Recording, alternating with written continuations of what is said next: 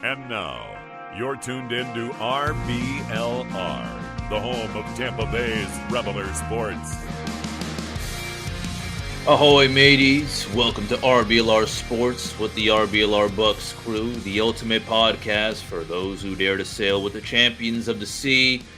Captain Musab here with you, one of your co-captains of this unconquerable RBLR Bucs ship. So, that being said, ladies and gentlemen, we are so glad to have you joining us, and we hope you are ready to be enthralled as we dive headfirst into the treasures of our beloved Tampa Bay Buccaneers. Well, last week we took down the Kitty Cats of Charlotte, aka the Carolina Panthers, in a rather awfully close game. But that being said, the past is the past.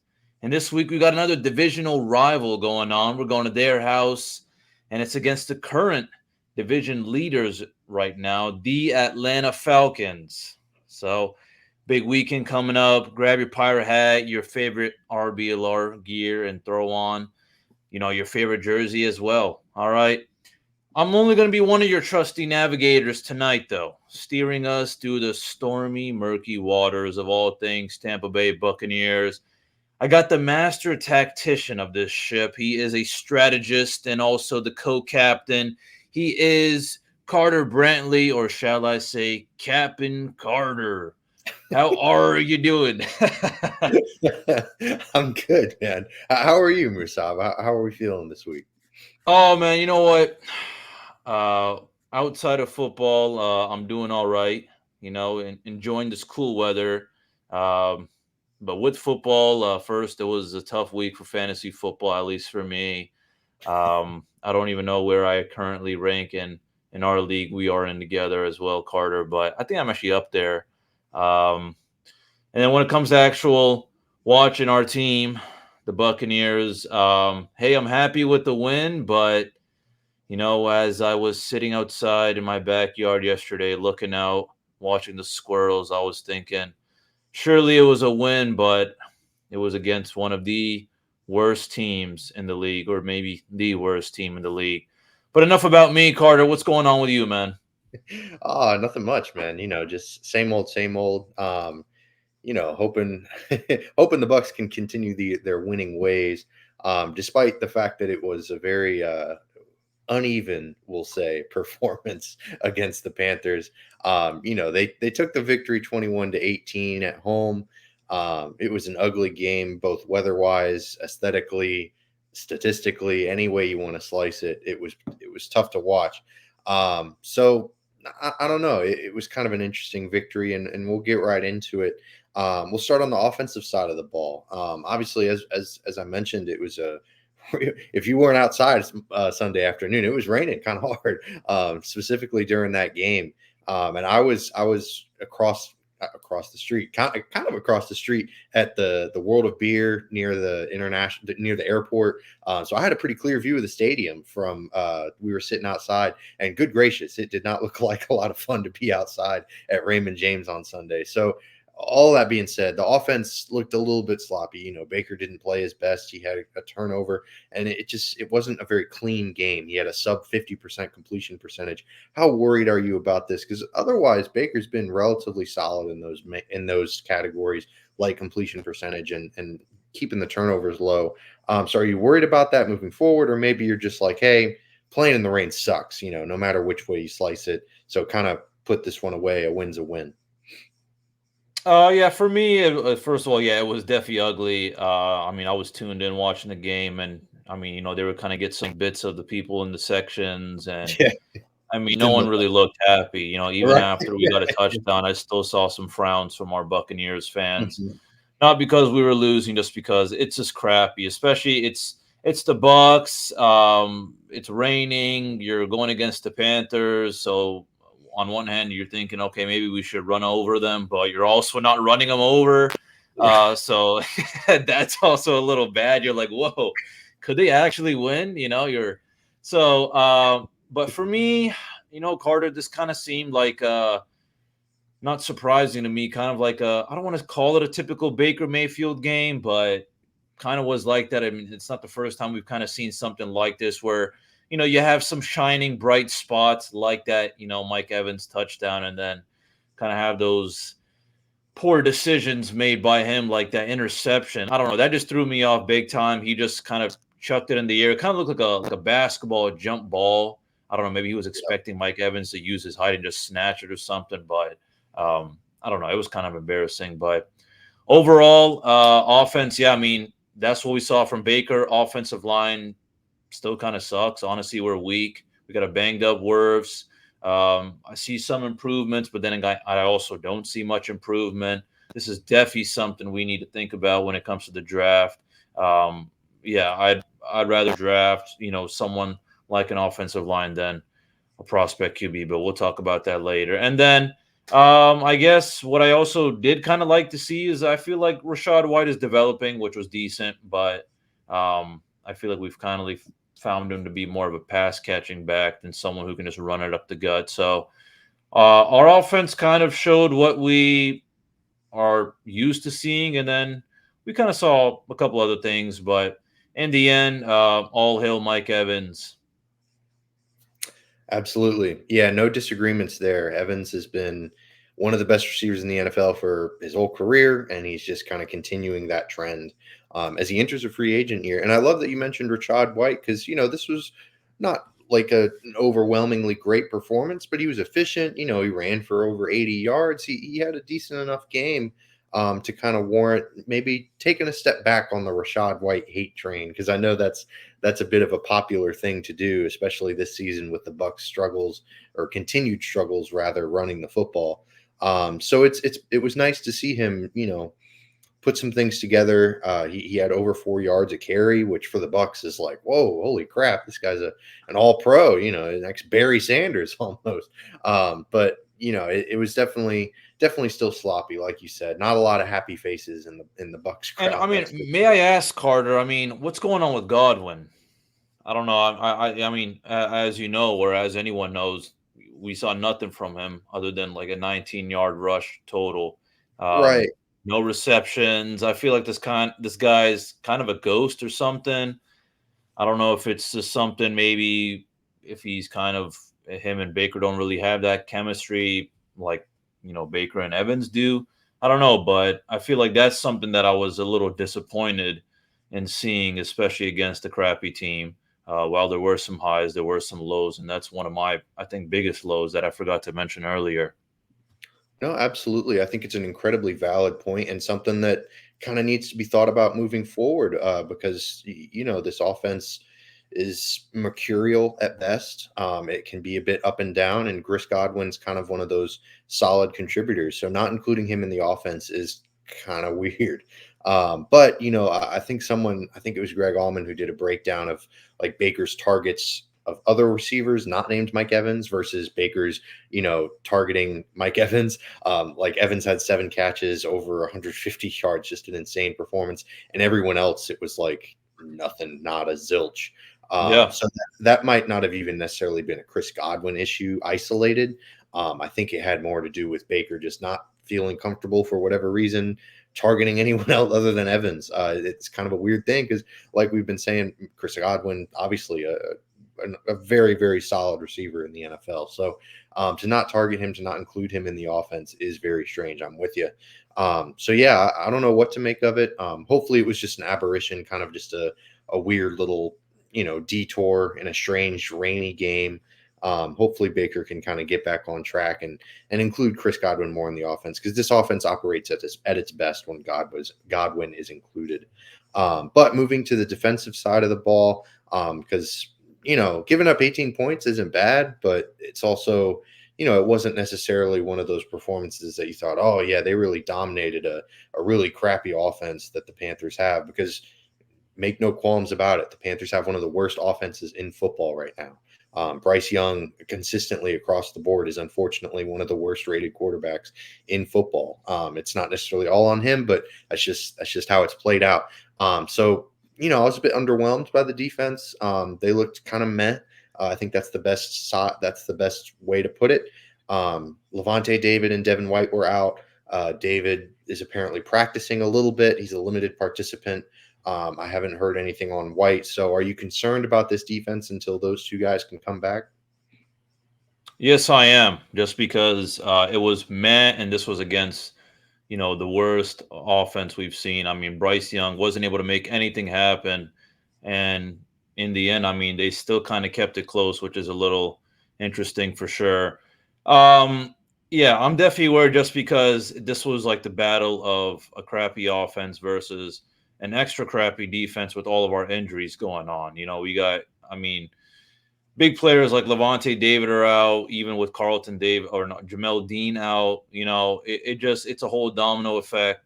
And overall, I'm not mad at their performance. I thought it was rather mediocre. I think we had our ups, we had our downs. Um, we still got screwed over here and there. I feel like towards the end when they I believe his name was Chark, they let him just run down the ball all the way near the end zone. I think that was a game changer because just imagine if we didn't get that interception from Winfield, they started cooking it up a little bit and they ended up tying it or something. So who knows? But I don't know. I think we did what we could with the guys that we had. Honestly, we are going through a kind of injury bug, and it kind of sucks, especially because of the stakes. We are trying to get to the top of the division, but right now we're going against a division rival stands at number one, and then from there, who knows what happens? Because I don't think it's going to be easy for us afterwards. Yeah, it's definitely not going to be a cakewalk. It's Mm-mm. definitely not a walk in the park. That's for sure. So yeah, I'm kind of with you. I'm more concerned about the defense moving forward than the offense, which is a weird thing to say about this Bucks team because they've looked pretty okay on defense. Above average to kind of put a overarching view of it. And so now they're looking very below average, very, very bad. So it's a bit weird because, this is a defensive minded team, obviously, with Todd Bowles at the helm as head coach. You'd like to think that that would be their strength. And right now, it seems like it's not, which is tough to say. But shifting our focus back to the offense, kind of seesawing back and forth, but more of a futuristic view. Evans, he obviously got to 1,000 yards. That was probably the biggest story from this game for me, just because it was a battle of two very mediocre teams at best. Maybe a mediocre versus the worst team in the NFL is a better way of putting it. But regardless, consistency. Evans has been a consistently amazing wide receiver. We talked about it earlier in the episode. I'd argue that right now he's a top 10 wide receiver, which, sounds like it might be belittling, but it's actually really, really good because there's some amazing wide receivers out there this year in the NFL. So to say he's top 10 is really impressive, but I think that I can say that with pretty much absolute certainty. He's been putting forth some great performances. So with all of that being said, he's a free agent this offseason. What's the max that you'd be willing to go for him in both maybe years and price? Because obviously he's going to command a bit of money. Even though he's aging, he's on the wrong side of 30, he's still producing. So what's the max years and price you'd be willing to go this offseason, Musab? Oof. I'll probably just go 2 or 3 years. If I'm thinking, 3 years, I'm thinking around that maybe like 36 to 40 range, for For three sure. years. I'll probably do that. Yeah. I mean, obviously he's definitely gonna want to demand a lot of money, but then again, I'm also thinking, I mean, just think about our future, if Mike is with us for the next 3 years and we still don't, make adjustments elsewhere or we don't make the right adjustments, then I mean, he's just going to be wasting his time over here. Um, he is getting old, but it's not like he's showing that either. So I just don't want to waste his last couple of years, perhaps maybe his last couple of years really being in his prime with a rather crappy Buccaneers organization. But I don't know. I also don't want to just risk it all and just, throw him a blank check either, just because I think there's more to life than keeping someone like him, of course. Especially when we really don't see hope from anyone else, minus people like, I don't know, Antoine Winfield or Vita Vea. But that's about it, though. Yeah, I'll probably go tops 3 years, 36 to 40. What about you, man? Yeah, my max was 2 years, 30. Just because I think the 2 years is kind of a good little middle ground because he's probably going to look for 3 years, but I don't think that the Bucs can really afford to commit that kind of long-term money to someone his age. But the bad news is there are going to be teams that are going to be willing to go beyond that. You look at the highest paid receivers in the NFL, they're making upwards of, 20 to $30 million a year, just average annual value. And so unfortunately, I think that Evans is going to hit 20 million a year. I think that there's a team out there. They look at the team they have and they're like, oh yeah, we're really excited. We want to bring Mike Evans in and kind of fill out our wide receiver room because he's a heck of a number one option. But my goodness, if you put him out there next to another solid number one option, like the first team that pops in my head is the Jets, like Evans and Garrett Wilson. I mean, my goodness, that's a team to really be reckoned with. And I think that the Jets are kind of in the same area that the Bucs were in when Brady was here. Next season, they're going to be looking to add quite a bit. So I do think that there are going to be teams, not necessarily just the Jets. They're going to be maybe the Bills throw their hat in the ring. The Bears could be interested.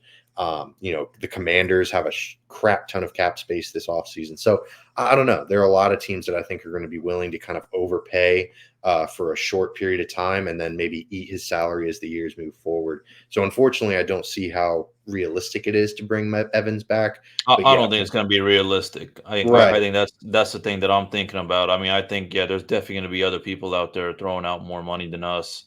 Absolutely. I just don't think that even if we had the ability to be throwing up as much as money as others, I don't think we should, just because we got so much more to focus on. And I mean, yeah. Yeah, absolutely. A lot of holes on this roster going into next season. And to commit that kind of long-term money to a wide receiver that's on the wrong side of 30 probably isn't the wisest decision for a team in the place that the Bucs are in regards to roster construction. They're not a Mike Evans away from being Super Bowl contenders. There are other teams that probably are. And it's just kind of paying a guy his respect. Evans has been a Buck for his whole career. He's been a fantastic Buccaneer. He's kind of kept his head down, stayed out of the usual drama that wide receivers can get into. And he's been incredibly productive. So you want to do right by him, and the Bucs are, he's going to go out and get his, obviously, but also you probably want him to see him. He probably wants to go play for a winner, and the Bucs just aren't that right now, unfortunately. So obviously moving on from Evans might unfortunately just be the best thing for both sides. So let's say that they don't bring Mike Evans back. Let's say that they let him walk. I think we've both agreed that it might be unfortunately unrealistic. If they don't bring Mike Evans back, would you rather them see them commit that kind of money to Antoine Winfield Jr.? I think so. Around the same. I'll probably say, around the same range. I'll be willing to do so. I think he's a game changer for sure in our defense. Yeah. I mean, especially this season, this guy he's doing it all for us. And I think there's a big thanks that goes to him for sure. So for what he's done. But again, I mean, I'm not, from the top of my head, I don't have all the kind of numbers when it comes to cap space and, how much we're going to be giving up and then what we're able to get, with the leftovers. Right. But I think it would be worth it to definitely give him an extension for sure with our team. I think he fits real well. I think he's going to be a great leader. He's going to help us out in the long run. And I mean, he's still pretty young. How old is he now? Maybe 20. Yeah, he's 25 right now, or 26. Okay. Yeah, so he'll be at 25, or he'll be 26 or 27 next season. Yeah. Okay. Yeah. So what about you, man? What are you thinking? Yeah, I think that it's realistic to bring one of them back. I think they unfortunately have to choose between the two, or they could say, nope, we're good, and just let both of them walk, which is also unfortunately a very real possibility. But the good news is safeties don't make nearly as much money as wide receivers. They're typically, if they're on the higher end of the paid spectrum, which I think Antoine Winfield Jr. He might not set the market. He might not make Derwin James or Minkah Fitzpatrick money, but he'll probably at least make Jamal Adams money, which Jamal Adams, obviously a polarizing figure in the NFL right now with his Twitter beefs and with his lack of production at the position. So Jamal Adams making around $17.5 million a year. I think Antoine Winfield can at least command that. I don't think he'll break 20. But I think if he's making, 17 to 18 million a year, I think that's realistic for the Bucs to commit to. Also, they can commit a bit more long term to Antoine Winfield Jr. because he's still only 26 years old. Maybe they can say, hey, we might not be able to match your AAV, but we can give you a little bit more security. We can give you a few more years in the contract than maybe another team would be willing to offer. So I think that might play a big part of it. So I'll just be interested to see how they kind of go about these things as their off season begins and as they see things play out with the rest of the regular season. So it'll be interesting to see how this all plays out for sure. But we do have one thing that's really cool that's playing out right now. And we're partnering up with the Bolts Report. We're kind of switching sports here, but we're doing an ugly shirt, beautiful cause. We're teaming up with Bolts Report, and we're selling T-shirts for $28.99 on shop.rblrsports.com. You can check them out here on the screen if you're viewing us on YouTube. And 100% of the profit will be donated to Toys for Tots. It's a wonderful, wonderful cause. Definitely check it out if it's something you're interested in. It's a great cause, wonderful, wonderful work that they do. And shout out to the Bolts Report for teaming up with us. We really appreciate it. And if you're feeling the Christmas spirit and you're feeling the Lightning spirit, I know they're a great team, unlike the Bucs, unfortunately, right now. Definitely go check it out. And it's a really worthy cause, and some cool T-shirts too, or ugly shirts, or maybe fun shirts, whatever you're feeling. But after that, a little plug right there. We'll move on to the Falcons game this weekend. This is a big game for the Bucs. Moving forward, after this, they don't play the Falcons again this season, and the Falcons are the number one team in the NFC South, like you mentioned earlier in the episode. And the Saints lost this past week to the Lions. They took a pretty fat L at the Superdome this past Sunday. It was a weird game. Derek Carr went out with a bunch of injuries. Jameis Winston had his little cameo appearance and looked like Jameis Winston. But regardless, the Bucs have a chance to at least tie the division this weekend. So how do or die for you, Musab, is this game for the Bucs in regards to the rest of their regular season? I think this is definitely a big do or die game for us. I mean, this changes the whole kind of situation in our division if we are to win or lose. If we win, then I still think that we have a chance. I think we take control of the first spot. But if we lose, then I think we're a couple games behind. I think Atlanta will probably end up being undefeated against all division teams, and and even if there comes a tiebreaker or something, it's going to be a head-to-head kind of win, both wins for them. So they're going to kind of top us again. So this is a big game for us, especially just because, we're going against a division rival. They're one game above us. If we are to win, on the other hand, it would be real nice. So Absolutely. I don't know. It was an ugly loss against them last time, so it's not like this is going to be like, oh my God, we got something to prove. But then again, we gave them a lot of opportunities, yet they kept on kind of screwing them up, and they still only beat us by a couple points. So who knows how this game turns out to be? I feel like we are a definitely different team for good and bad reasons since the last time we played them. But it should be still close, and I think we definitely have ways to win for sure. But will we? I don't know. We'll find out. Yeah, it's going to be a tough one for sure. I'm with you though. This is a do or die game for me because if the Bucs win this, I think they can put themselves on track to control their own destiny, so to speak. If they lose this game, they've got to depend on the Falcons to screw the rest of the regular season up for the Bucs to win this division. And obviously, you always want to be in the driver's seat when it comes to your own destiny and how you shake out in the playoffs.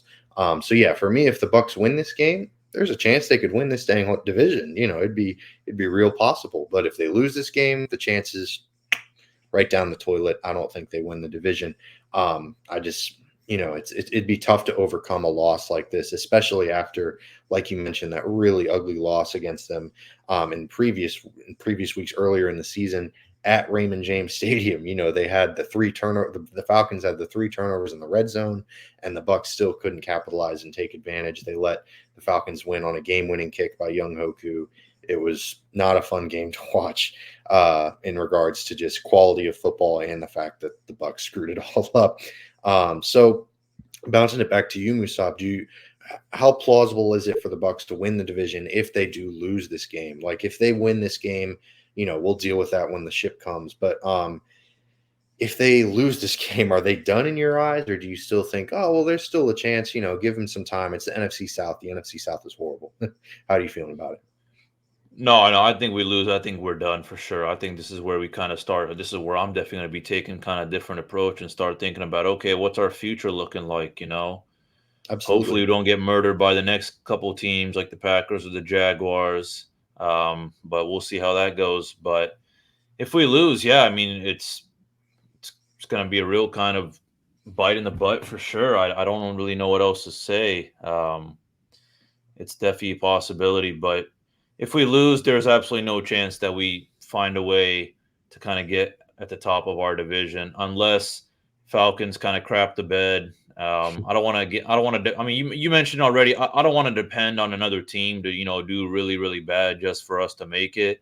And even Absolutely. then, I feel like at best there might be a tiebreaker, and if we lose, then we're automatically losing that tiebreaker. So Yeah. there you have it. So we got to win this game. For sure. Yeah, I'm with you. Like I mentioned previously, if they lose this game, like you said, you put it eloquently, depending on another team to lose is no way to make the playoffs. It's very rare that works out for teams. You can't kind of stumble your way and luck your way into a division and expect to be successful. That's just not a good way to do business. So yeah, I'm with you. If they win this week, yeah, things are looking up. It's going to be really exciting to see how this season plays out. But if they lose, my goodness, we got to start talking about draft picks. We got to start talking about, what they're going to do with their first rounder, what they're going to do with the quarterback position, Todd Bowles' head coaching vacancy and all, or potential vacancy and all that stuff. But we'll deal with that when it comes. For now, we'll just cross our fingers and hope that doesn't happen, of course. But what are some ways that the Bucs can ensure what happened last time against the Falcons doesn't repeat itself? Well, if you don't learn from history, you're doomed to repeat it. That's what they say, at least. So what are some ways that the Bucs can kind of right the ship, metaphorically speaking, against the Falcons in this matchup Sunday? It's hard to say other than just not provide inconsistency, but Mm-hmm. clearly that's something that we're always going to be dealing with. Unfortunately, right? So for me, it's just, as I mentioned already with the kind of Godwin situation, for me, it's definitely trying to find people like Godwin more. Um, Offensive line needs to just fire on all cylinders and do whatever it takes to protect Baker. I'd be open to seeing, Baker as well, kind of change it up a little bit, get a couple runs in as well.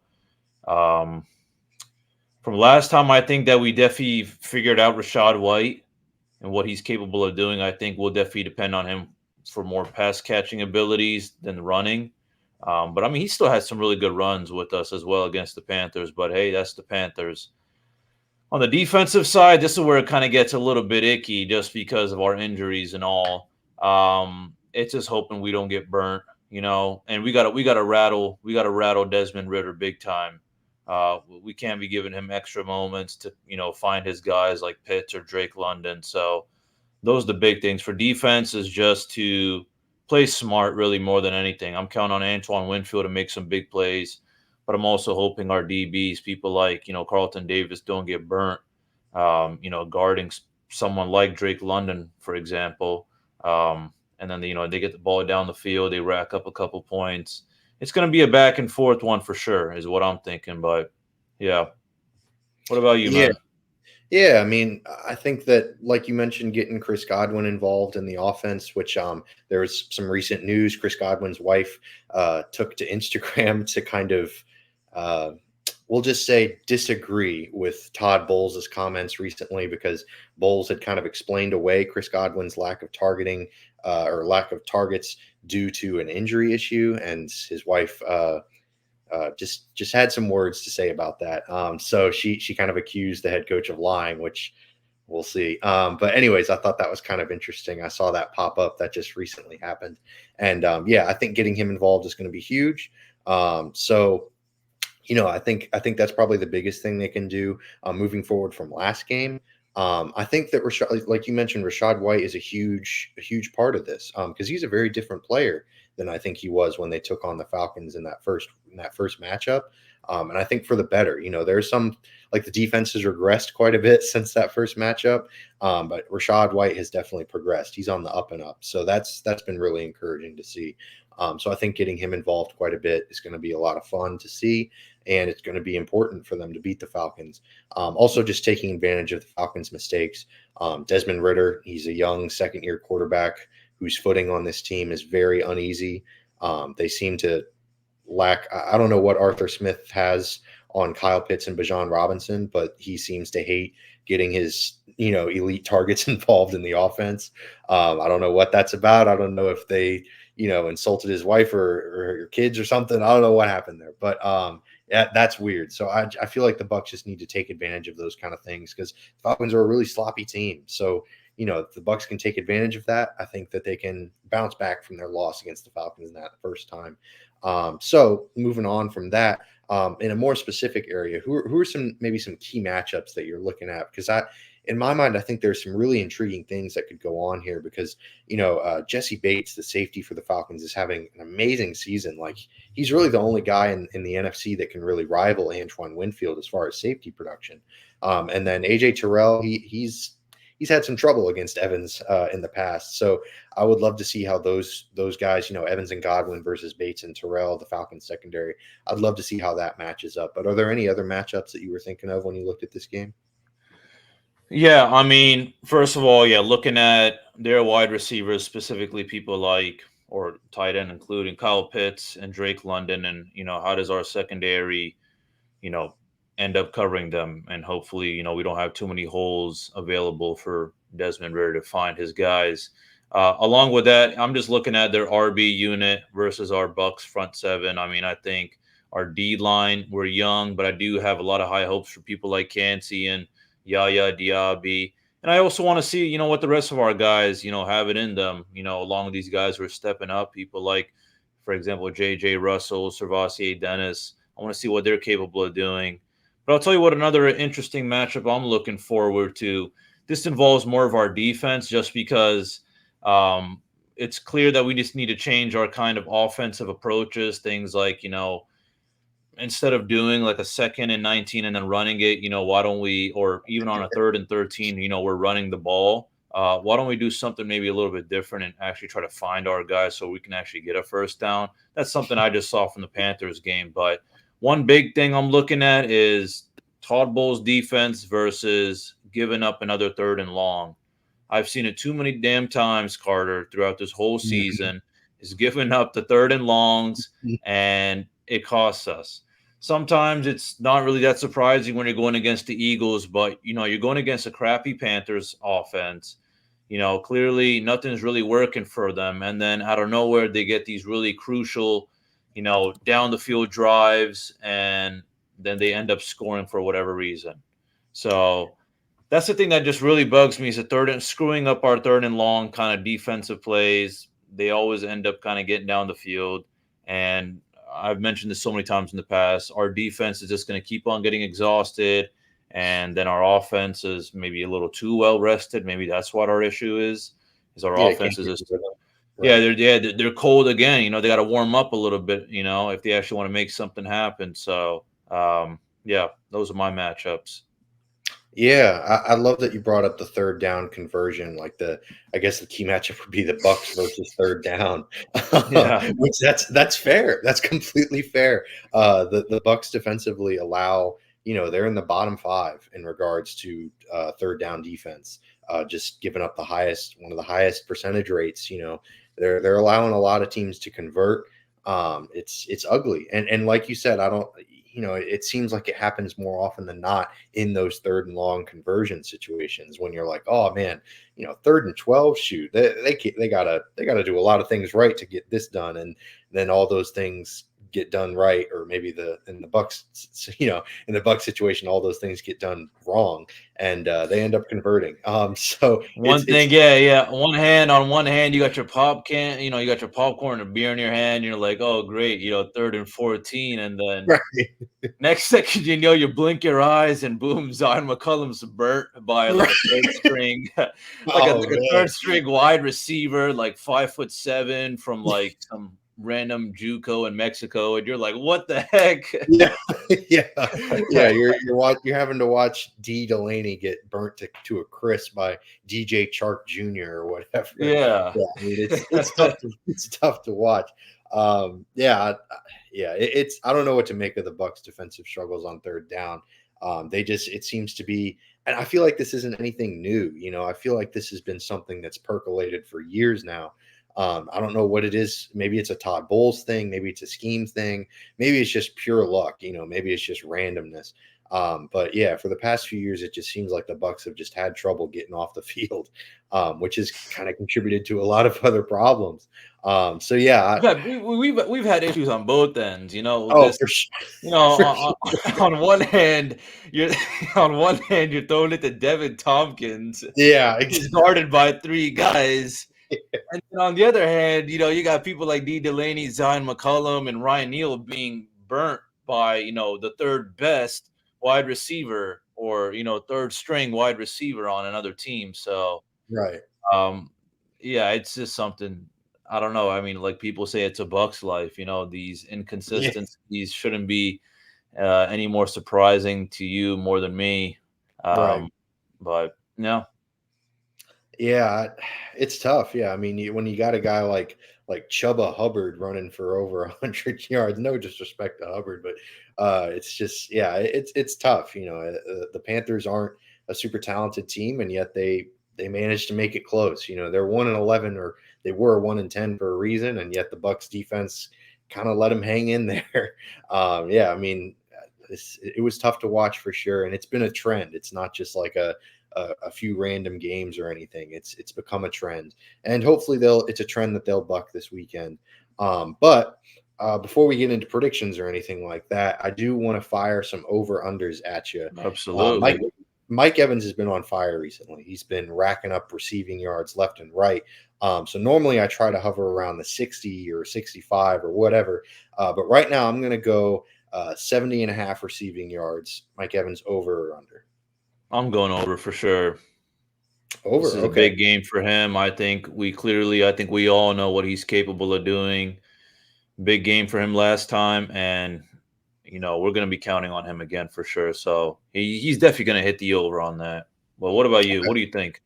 I'm gonna go a little contrarian. I'm gonna say under, but I think it's not because of a lack of targets or want to or whatever cliche you want to use. I think they're just gonna get the others, so to speak, involved a little bit more. They talk about that in basketball. I think Chris Godwin's gonna have. I think him and Chris Godwin might combine for 140 or 150 yards. Like I think they'll both have solid games. And we'll get into predictions, so I won't spoil that. But I think they'll both have relatively solid games. They all understand the implications of this game. If we're talking about it, then Lord knows they know. Goodness gracious, if we're talking about it, they're talking about it in the team meetings. The position groups are all discussing like, hey man, this is a huge game for us. If we lose this game, we're going up a steep hill. So I think Evans and Godwin are both going to have decent games, but I'm going to take the under on the 70 receiving yards for Evans. But my other one was going to be a bit more dark because the Falcons have been getting after the quarterback a little bit recently. So I'm going to go with sacks allowed by the Bucs, and I'm going to set the line at 2.5 sacks allowed by the Bucs. Oh, okay. Oh, this one's good.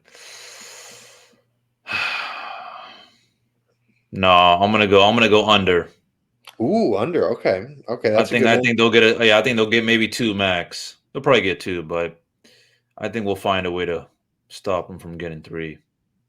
All right, you know what? I'm going to go under as well because the Bucs, for all we've talked about with their running game and how putrid their offensive line has been and how bad the running game's been, blah, blah, blah, they've managed to protect Baker relatively well. His sack rate is relatively low.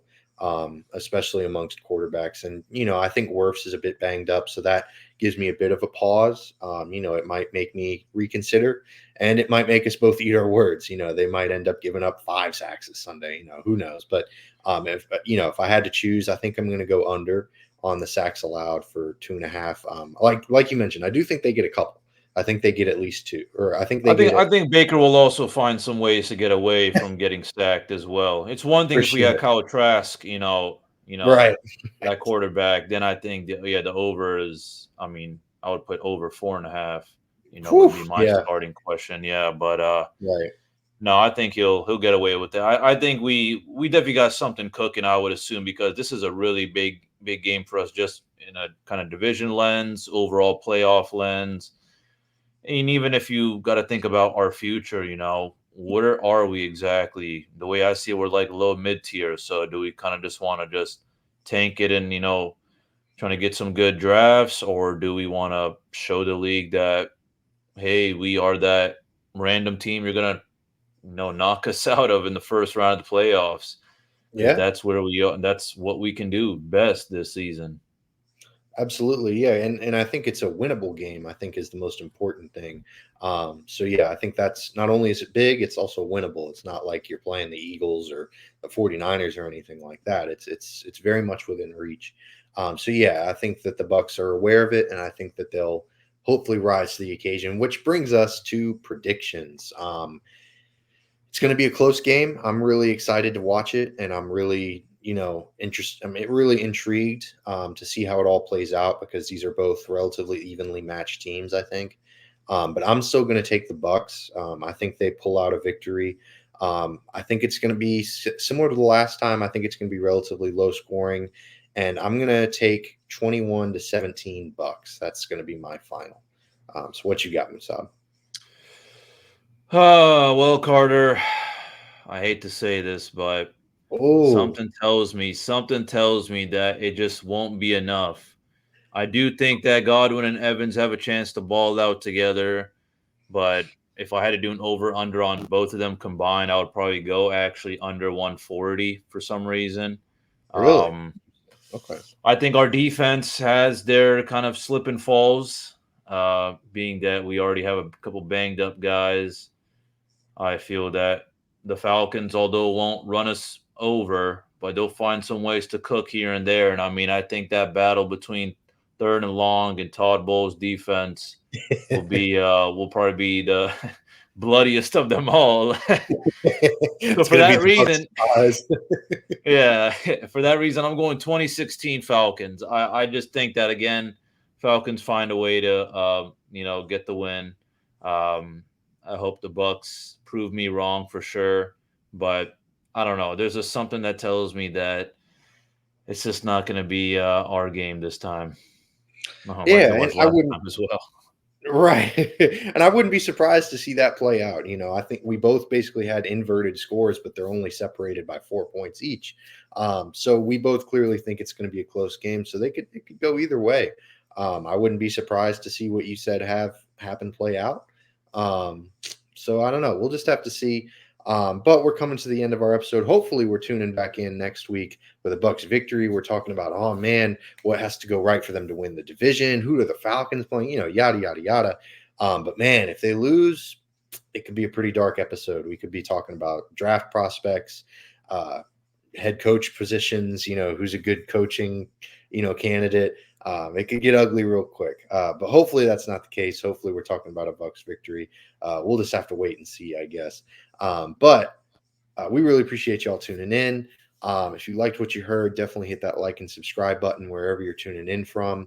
You can also give us a follow at RBLR Sports. We're on all the socials, Facebook, Instagram, Twitter, TikTok now as well. So definitely check us out there. We'd really appreciate it. Support the pod, as they say.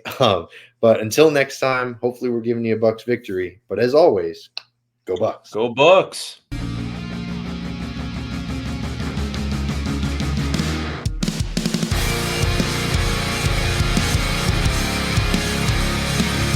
Thank you for tuning into this presentation by RBLR Sports. On your way out of the stadium, please remember to like and subscribe.